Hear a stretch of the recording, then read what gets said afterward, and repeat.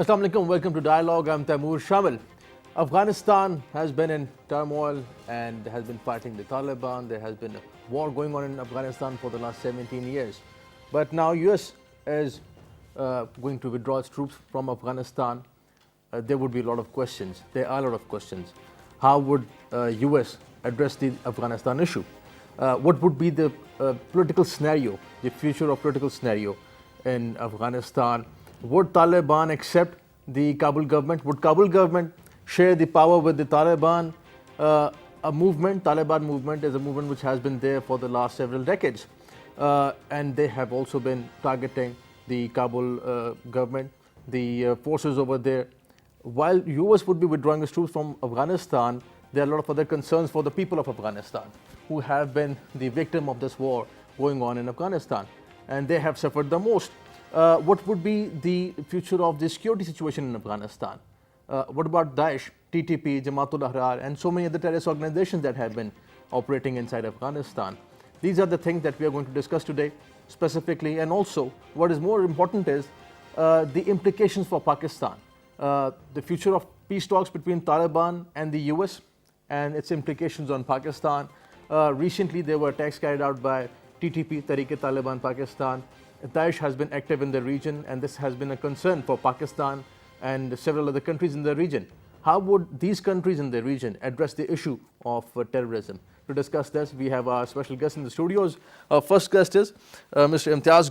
He is the author of several books on Pakistan and Afghanistan, and he's also the head of independent think tank, which is the Center for Research and Security Studies based in Islamabad. Welcome to the show, Mr. Imtiaz. Our second guest is Ambassador Burhan al-Islam. He's a renowned senior diplomat and expert on Pakistan's foreign policy. Sir, welcome to the show.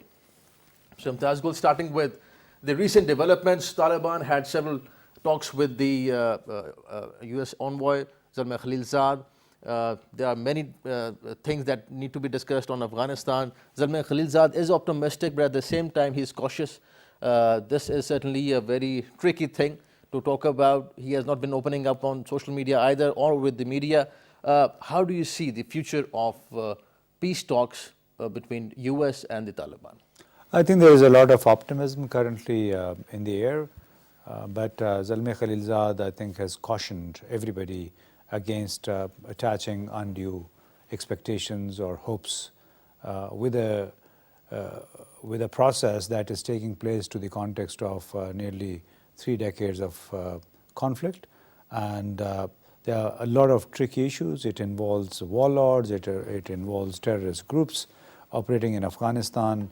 According to President Ashraf Ghani and the NDS, there are over 20 terrorist groups currently based out of Afghanistan, and of course Taliban, they count Taliban towards those groups, as well as the ETIM, the IS or this Khorasan province, and the Chechens, and so many other groups. So this makes the entire situation very tricky. Also because the National Unity Government, led by President Ashraf Ghani, is also very wary of the role Pakistan has played. And just a day before, Ashraf Ghani very clearly, in a dig at Pakistan, said that the keys for peace in Afghanistan lie in Islamabad, in Quetta and Peshawar, again basically hurling the same old accusation that Taliban leaders enjoy safe havens in Pakistan, in the 3 cities. You know, there's often talk of shuras in typical blame game that is in Quetta and Quetta Shura and Peshawar Shura. So this represents another big challenge to the diplomacy that Zalmay Khalilzad is conducting right now, and for the simple reason that Ashraf Ghani and his colleagues feel as being marginalized gradually by the United States, particularly by the President Trump, because he seems to be in a rush, and the Afghan leaders also feel that rush, the urgency with which Zalmay Khalilzad is moving and wants to probably seal a deal within the next couple of days before the State of the Union address on February the 5th. So let's see what happens next. This is interesting, Ambassador Islam, that what Mr. Imtiaz said, interestingly, that President Ghani isn't happy with perhaps the way US is addressing this issue in Afghanistan. They also think that they have been bypassed by the US administration and by the perhaps Afghan envoy. He has been critical of Pakistan as well recently. But this is all something very familiar to Pakistan. This criticism isn't new. So how do you think that US is going to address this issue with the Ghani administration perhaps, and then comes the Pakistan question? You see, these developments have taken place. I think Ashraf Ghani is showing little lack of interest on the issue, because he, it seemed, as you said, was not taken into confidence on all issues. But I think President Trump has decided that troops must be withdrawn. Yeah. And we discussed 3-4 months ago that my gut feeling is that Americans are being told to leave Afghanistan in 18 months to 24 months. And this is how it happened. I didn't have any inside information at that time in your program. I remember said that was on my show, right? 18 months, I said 3-4 months ago. That was what was my feeling, because President Trump was checking out Pakistan, some offensive tweets he tried, and previous government, of course, didn't have the guts to respond. Imran Khan did a great job. His response as it came was excellent. I could not expect it to be done by previous government. His response and pointing out, you are talking about it was a transactional relations and you paid and we served. It's all wrong. You actually don't know how much sacrifices. You must go and calculate. Possibly your people didn't tell you how much sacrifice Pakistan rendered. I mean, almost 90,000 our people died in this whole anti-terrorism battle, and 6,000 of them are military personnel. And our border is much more cleaner, much more peaceful now than it was before. And here you are talking about, you paid us some 23 billion, and Imran didn't say it, but I thought, I told you at that time, Imran should also mention that if you are talking in terms, because you talk about taxpayers' money, I must point out that we have a claim of $100 billion from USA for the services given on air transition and also that of route you used. You paid $700 for one flight operation from Uzbekistan. If you calculate that over 500,000 sorties and the movement that you did, we have a $100 billion claim. Imran must have indicated or should have done it.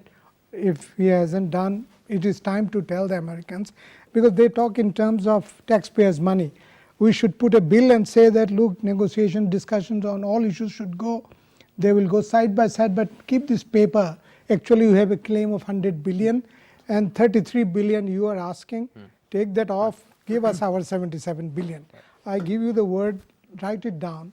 America will never tell you, do more. They will, and Pakistan will be able to tell, no more, do more. Well, we'll discuss about this in detail. That American senator was visiting Pakistan. He said that President Trump should meet Prime Minister Imran Khan.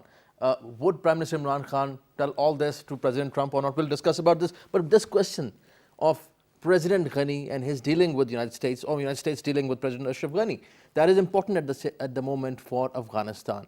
If US is withdrawing troops, they're leaving behind a whole, I would say, many experts think, mess in Afghanistan, as we were talking about the different terrorist organizations. What would be the future of political stability in Afghanistan?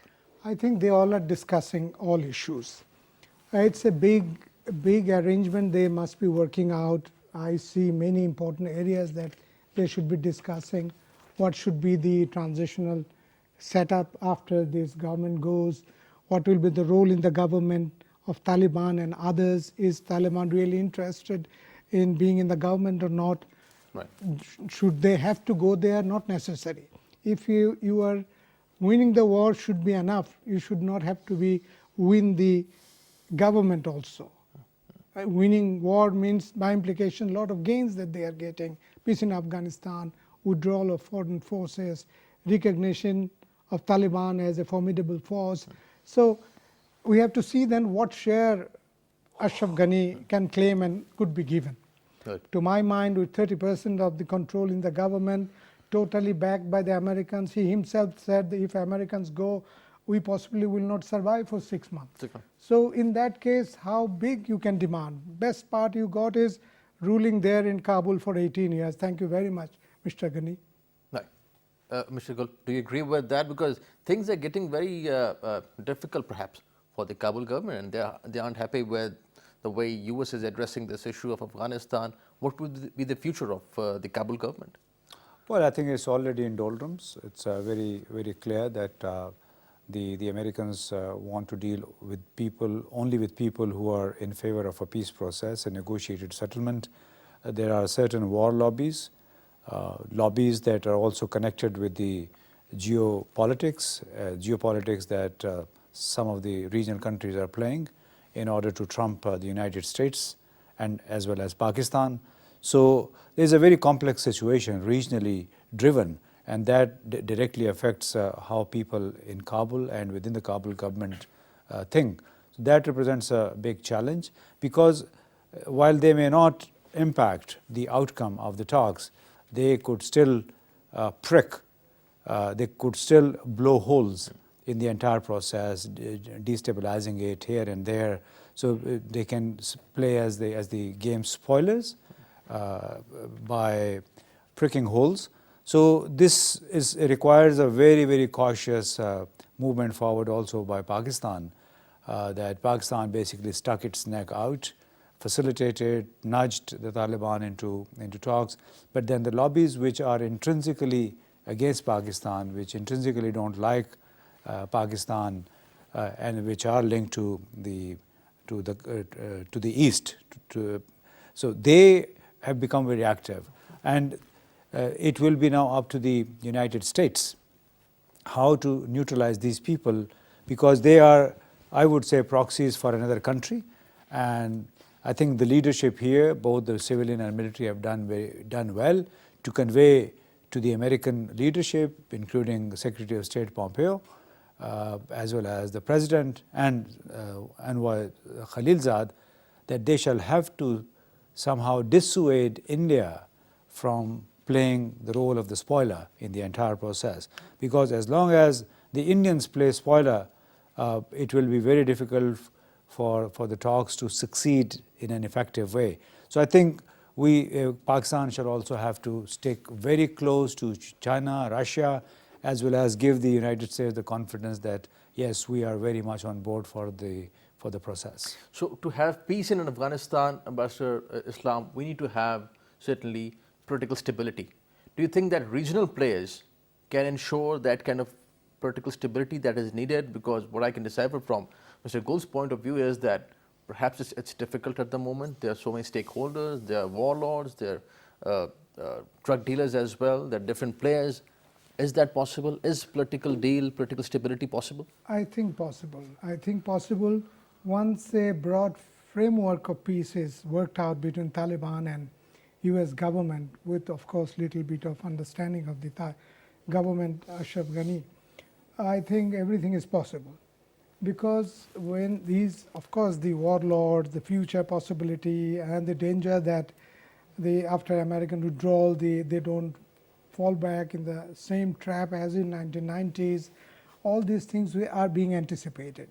And I'm sure they're working out a good arrangement under which all ethnic groups get a good share. I think in due course you have to have a constitutional arrangement to understand ethnic groups, what share, which role they should get.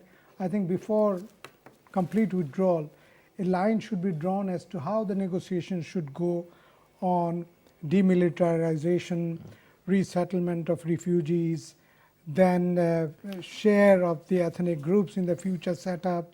All these things will have to be worked out. In that, the issue you raised informally earlier, also the role of women and Taliban's policies also should be discussed. I think Taliban this time, I read somewhere, if I am not right, you can guide me on that Taliban said we will not be insisting to be having a major role in the government. Did they say something like that? No, they just say they don't want to monopolize governance. That's it. That means a good Maybe signals they're just are coming. addressing the apprehensions of Kabul government at That's that moment, it. right? This is how it should be done. Right. That means all groups, and not one party takes all that formula will work in Afghanistan anymore. Should the international, let's say, big powers trust Taliban at this point, or they don't have any other option? They have to trust what Taliban are saying. No, Taliban, they are not giving the full government to them. So Taliban's views are being heard and listened. They are concerned. They are saying we will not monopolize. It's a good message they conveyed. So you have to work out a constitutional arrangement under which the Tajiks and Northern Alliance share and other things will be taken into consideration. I think in that the framework, we don't see the domination of Taliban in the future. At the same time, withdrawal of troops will be a big victory for them. And the Americans want guarantee. Indian factor, very important, he mentioned. I think Indian Prime Minister has lost his influence in USA, that Obama's time that their policy of a pivot to Asia is going to be reviewed. Imran Khan is a great factor for this peace and a positive movement. He has given the fantastic response, and the subsequent meeting with the senator you were referring to, he has said your best hope is Imran Khan. We want peace in Afghanistan. We have no favorites there. Right. Any arrangements which the parties can work out, or you can take out their Taliban concern, taken care, like withdrawal of troops, I think this is what is going to bring peace in Afghanistan. Pakistan will play best possible role as the international community expect. Then the issue will come about the guarantee of the international players. A summit has to take place in Islamabad. Imran Khan should not respond to President Trump's invitation if it comes to go to Washington. Right. He should not jump, in my view.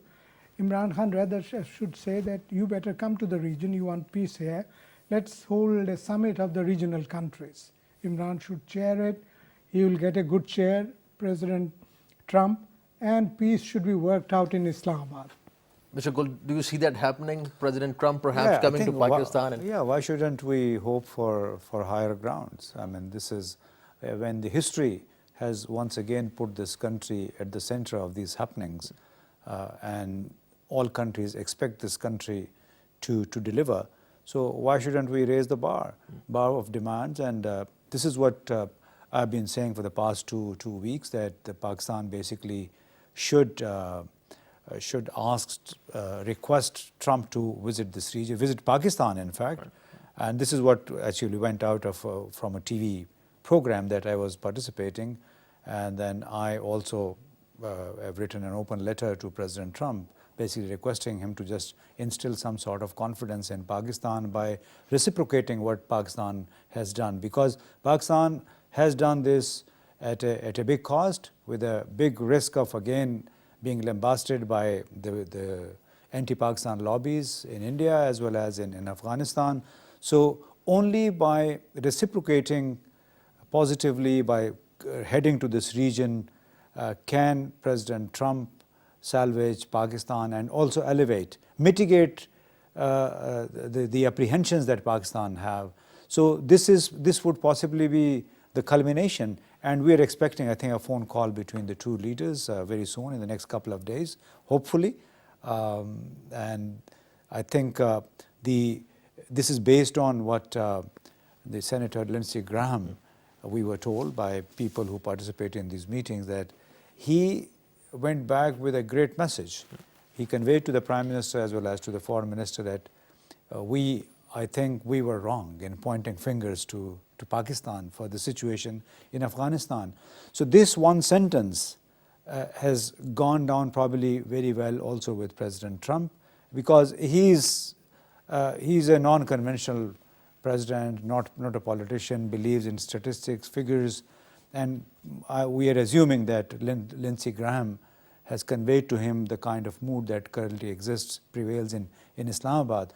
And that is, I think, the peacemaker for Pakistan. Rightly said. And do you think, Ambassador Islam, that looking at the situation in Afghanistan, perhaps US and Pakistan at the moment are, they become natural allies? Because if US is pulling out troops from Afghanistan, it is perhaps Pakistan at the moment, Pakistan only, which can actually ensure peace and stability over there. And US would be collaborating with Pakistan in the future. And just focusing on what Mr. Imtiaz is saying, that perhaps there would be a phone call, perhaps President Trump can come to Pakistan. I fully agree. Pakistan is the player. Pakistan can play a big role in this bringing peace in Afghanistan. Americans understood it late. In the past, they would be thinking, they had been thinking it's a transitional staff, money for work. I think our message last 1 year was very clear. No money, no business. We don't need your money assistance.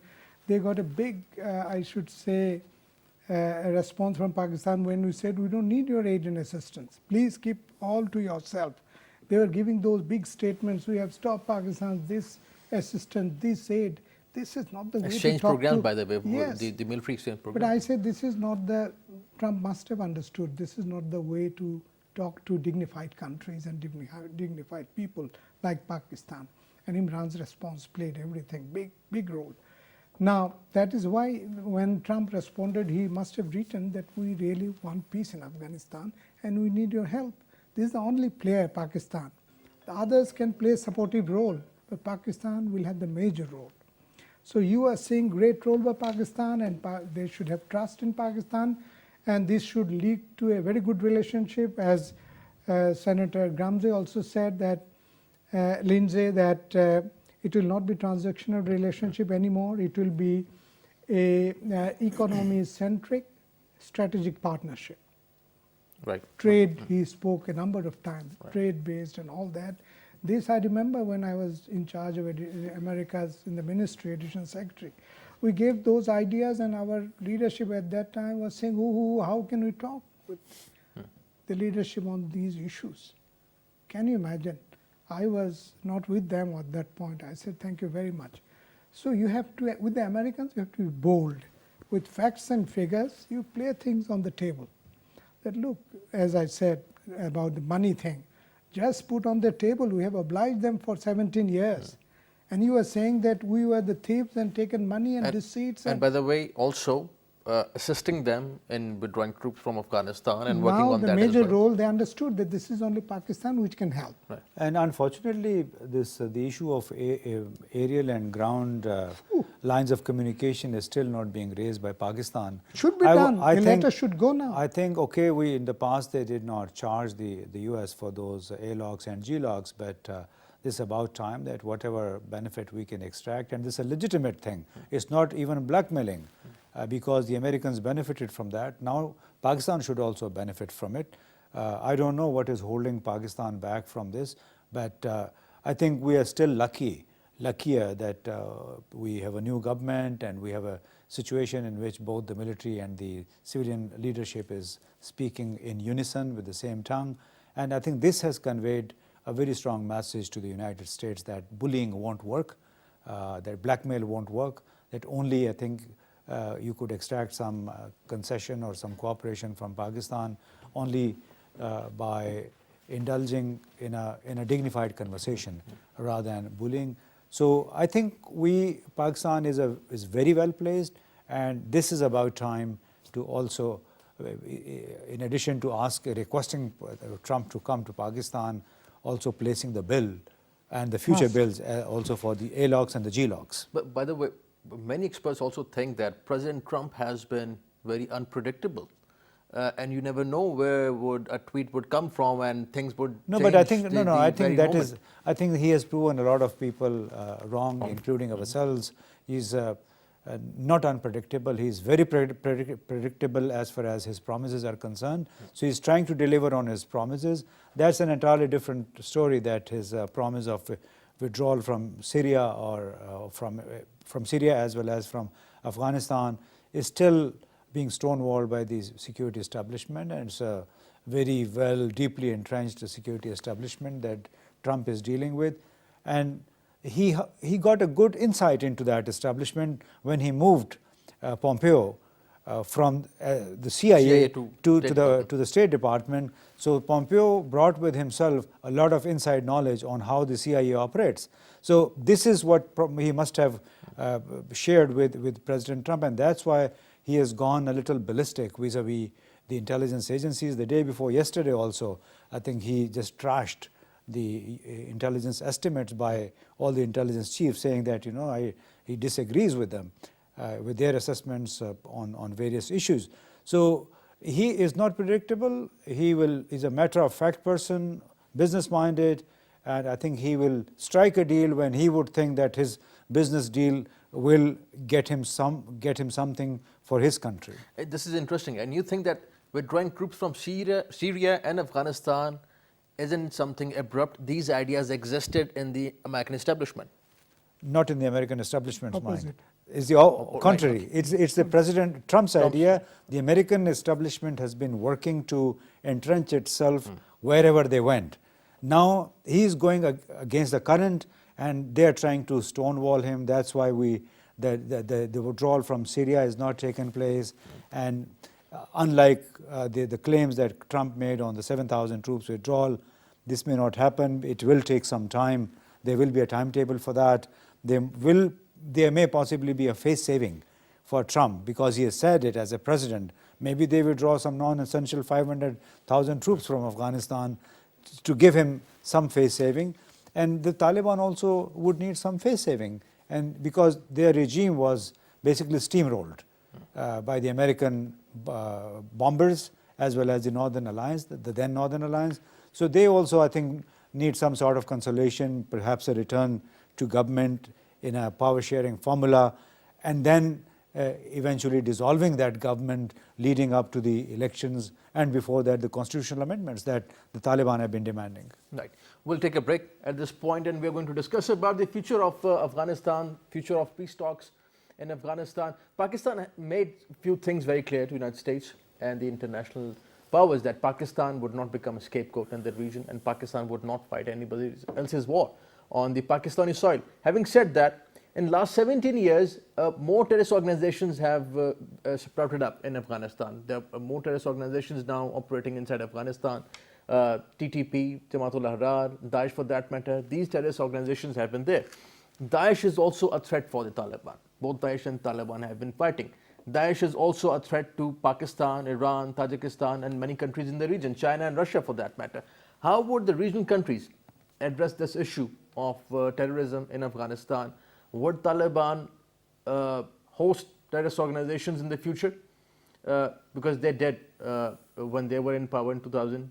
They hosted Al-Qaeda. Would they do it again? Is that possible? We're going to discuss about all this after this break. Stay with us.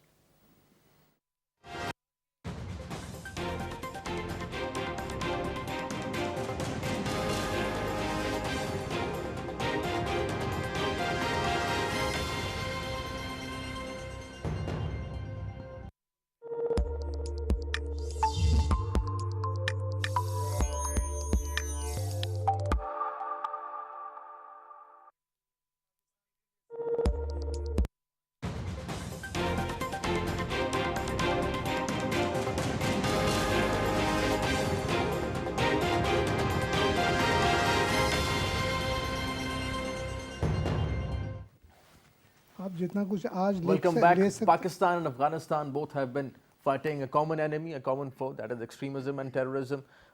Pakistan has successfully fought extremism and terrorism inside Pakistan. Pakistan launched several massive military operations, and we see that Pakistan is much peaceful now. But talking about Afghanistan and Pakistan, that is a big question at the moment. Pakistan has been helping the United States in getting peace and stability in Afghanistan. There were many points on which Pakistan was put into an awkward situation, talking about the Mullah Omar episode, talking about Mullah Akhtar Mansoor episode. Pakistan has been helping US, and some experts think that that at times has not been working for Pakistan. What would be the future of Pakistan-US relations? This is also very important. Ambassador Islam, talking about Pakistan-US relations, Pakistan has been trying to help out US to pull out its troops, let's say, or have peace and stability in Afghanistan. As I mentioned, Mullah Omar's episode and the Akhtar Mansoor episode. This time, once again, many people think that perhaps Pakistan is going out of the way to help our American friends and perhaps also the Kabul government. Would it work this time, and would it be smooth? How do you see it? I'm very confident. Pakistan has done very well, and everything it is doing for the sake of peace. Greatest peace of the region. Peace in Afghanistan means peace in Pakistan. And after the people of Afghanistan, I think Pakistan and its people will be most happy in terms of seeing situation change in Afghanistan, peace in Afghanistan. So we are doing what we are doing for the sake of peace of the region, peace in Pakistan as well. So Taliban, whatever, basically the establishment, security establishment in USA, they were keeping President Trump away from Pakistan. They were giving wrong statistics, wrong information. While they said Pakistan took 33 billion, I mean, I'm surprised they didn't mention that they didn't charge anything for those line of communication and all. 100 billion minimum. They never mentioned. When Imran pointed out, see all these that we have done, that guy's eyes opened. And he thinks that then the senator came, the influential senator, Lindsey Graham, I think he got right message and understood Imran Khan very well, although they insisted that Imran should meet them during the weekend on Sunday. He did. This speaks of his commitment for the peace in the region. And then he clearly said, you want peace in Afghanistan, you understand what we are saying, our biggest concern in Afghanistan, and peace in Pakistan, which has not been coming because of India. Their people, their security apparatus and agents, what they have been doing along the border. From our side, I'm sure Imran said it, from our side the main demand is take Indians, set up all their security set up in Afghanistan away, and tell them not to disturb our tranquility, peace and security in Pakistan. Then you get full commitment from Pakistan. This is what I'm sure Imran told the American leadership, and in the letter also. So when they understood that Pakistan is talking frankly, talking to the point, and it is making sense. So I don't see it now. Best thing is that there is a good understanding between the two leadership, and that is how so quickly they are moving about the commitment to withdraw the troops. Right. Could you imagine that before 6 months? Of course, 4 months ago I told you, but before that we couldn't imagine this is what. And in our programs we have been saying, yes, but US will never go from Afghanistan. They have interest in the future and all that. Mark my word, they have not much interest. And this guy, as Mr. Gul was also saying, this guy is a nationalist. He understands American interest. He sees peace in Afghanistan is the best thing we could do, and withdrawal of their troops and expenditure of trillions every year in Afghanistan for no gain at all on the ground. What have they gained in 17 years? If they calculated, I think security people didn't tell him properly. That you just lost, gained nothing, and you see Pakistan as an enemy. It has not been helping, but he understood now very well, Pakistan is the best player. They have done so much within their country. How can you tell them that they are promoting a terrorist in Afghanistan when they have issues within their country? They can't do it. He understood now the logic. Why should we help Taliban and Afghan terrorists? Not at all. This is something very interesting, Mr. Gul. Anatol Levin recently wrote an article in which he said that if such a deal between Taliban and the Kabul government, deal collapsed after a few years, that would be dreadful for Afghanistan. But the US public would have forgotten all about Afghanistan by then, and no doubt the US establishment would find someone else to blame for US failure over there. What we are discussing is the future of this deal.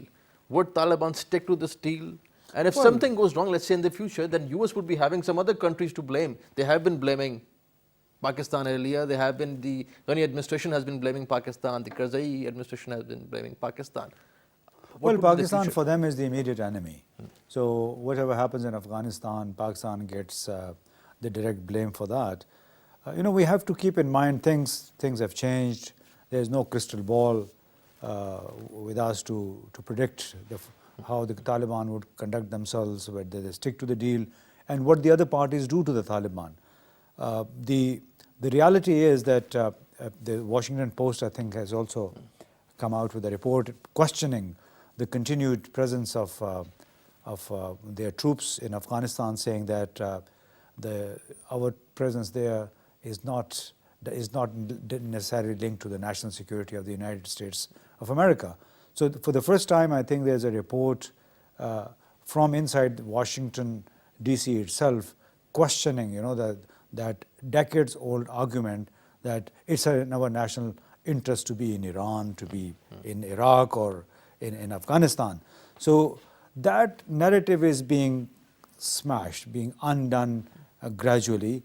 And I think the world has also moved along with the Taliban. They are much more mature, as this Suhail Shaheen, their spokesperson, just told news organizations yesterday that they don't want to monopolize, they want to coexist, they want to share power, and they are actually coming out with plans on their views on women education. Something that was unheard of, unthinkable when they were ruling. They were totally against the women education. So they have learned a lot. I mean, don't take them as zombies at pre-programmed computers, hardware. They got a lot of flack. I mean, everybody knows. And now they see there's a chance for them to bounce back, to make themselves, they are relevant, but to make themselves as indispensable. As the indispensable interlocutors, the way even China and Russia have accepted them, have acknowledged that the Taliban do represent certain segments of population in Afghanistan. They are legitimate interlocutors, right, and there's no way around Taliban. So I think we should remain optimistic when the majority of Afghan interlocutors, Afghan stakeholders stick together for a deal, then they possibly should be able to deal with the troublemaking minority. We'll continue our discussion on Afghanistan after this break.